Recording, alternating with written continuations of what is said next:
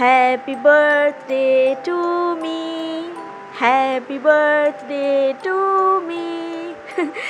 দিনটা ছিল 18ই জুলাই, আর 18ই জুলাইয়ের ব্লগ তোমাদের সাথে শেয়ার করছি। না, ঠিক তা নয়। 18ই জুলাই যখন রাত ঠিক 12টা বাজে, না 17ই জুলাই রাত ঠিক 12টা বাজে যখন 18ই জুলাই পড়ছে, এটা সেই সময়কার টাইমটা তোমাদের সাথে শেয়ার করছি।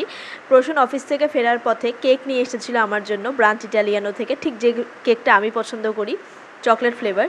তো ওইটা নিয়ে এসে ও সুন্দর করে বেলুন টেলুন ফুলিয়ে টুলিয়ে, একদম মিনিমাল ছিল, কোনো কিছু হাইফাই কিচ্ছু ছিল না অ্যারেঞ্জমেন্ট। তো আমরা নিজেদের মতো কেক কেটে সেলিব্রেট করেছিলাম। আর জন্মদিনটা আমার না ওর, বুঝতে পারবে না, কেকটা কাটার সাথে সাথে নিজে একটা মুখে নিয়ে নিল। যাই হোক, কেকটা কাটার পর দেখলাম একটা আনএক্সপেক্টেড থিং, যেটা ছিল গিফট। বিকজ আমি ওর কাছে কোনো গিফট চাইনি, আমি কিছু বলিনি যে দাও। আমি বেশিরভাগ ক্ষেত্রে বলি যে বাবু এইটা দেবে, এটা আমার এটা ইচ্ছা, বা ওটা দেবে।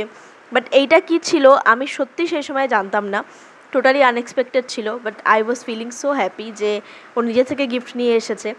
তো খুলে দেখলাম এটার মধ্যে ছিল মেট্রোর একটা ওয়ালেট। আর আরেকটা যেটা খুব সারপ্রাইজিং থিং, দ্যাট ইজ এই পার্সটা আর একটা ওয়ালেট ছিল মোচির। এই দুটো আমি মিন্ত্রাতে ইয়েতে রেখেছিলাম, উইশ লিস্টে, যে আমি পরে কিনবো। তো ও হয়তো কখনো দেখেছে আমাকে, তো ওই উইশ লিস্টে যে মানে খুঁজে ওখান থেকে দুটোই রাখা ছিল, একটা মোচির একটা মেট্রোর। ওর হয়তো এটাই ভালো লেগেছে, ও এইটা অর্ডার দিয়েছে। একটা ভালো ওয়ালেটের আমার খুব দরকার ছিল, যেটা মানে একটু দামটা ঠিকঠাক হবে, যাতে আমি অনেক দিন ব্যবহার করতে পারি, মানে লংজিভিটি যেটাকে বলে। তো তারপরে ওই গিফটটা নিয়ে আমরা, এটা হচ্ছে 18ই জুলাই রাত 12টা, মানে 19শে জুলাই পড়ে গেছে। এই সময় আমরা গেছিলাম ডিনার করতে। তো যেহেতু সেদিনকার ছুটি ছিল না, শুক্রবার অফিস ছুটি ছিল না, ওই জন্য আমরা গেছিলাম পরের দিনকার ডিনার করতে। তো আমার ওয়ান স্টপ ডেস্টিনেশন শেরে বেঙ্গল ধাবা, এত ভালো লাগে এখানকার খাবার দাবার, অ্যাম্বিয়েন্স, সব কিছু, স্টাফ বিহেভিয়ার। তো ওই জন্য আমি চলে গেছিলাম এইখানে। এটাকে যে কেন ধাবা বলা হয় আমি জানি না, এটা না পুরো রেস্টুরেন্টের মতো, দাম টাম সব কিছু, আমি জানি না কেন ধাবা বলে, এনিওয়ে। আর এটা কিন্তু সারা রাত খোলা থাকে, তো এটা একটা প্লাস পয়েন্ট।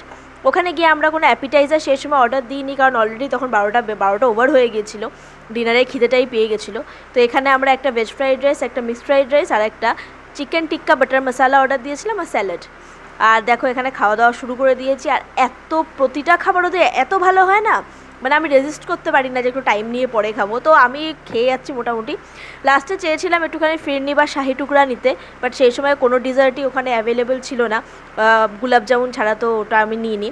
তারপরে আমরা কিছুটা খাবার আমি খেতে পারিনি, তাই আমি পার্সেল করে নিয়েছি, আমি তো সবটা এমনিও খেতে পারি না। তারপরে এখানে খাওয়া দাওয়া শেষ করে চলেছিল মুখশুদ্ধি, আর এই ছিল আমাদের বিল। তো তারপরে ওখান থেকে বিল পেমেন্ট করে আমি আর প্রসূন চলে এসেছিলাম বাড়ি। এইভাবেই নিজের জন্মদিনটা কাটালাম, আরেকটা বছর পেরিয়ে গেল, আর একটু বড় হয়ে গেলাম। এইভাবেই দিনগুলো কেটে যাক, ভগবানের কাছে প্রার্থনা করি। আশা করি আজকে ব্লগটা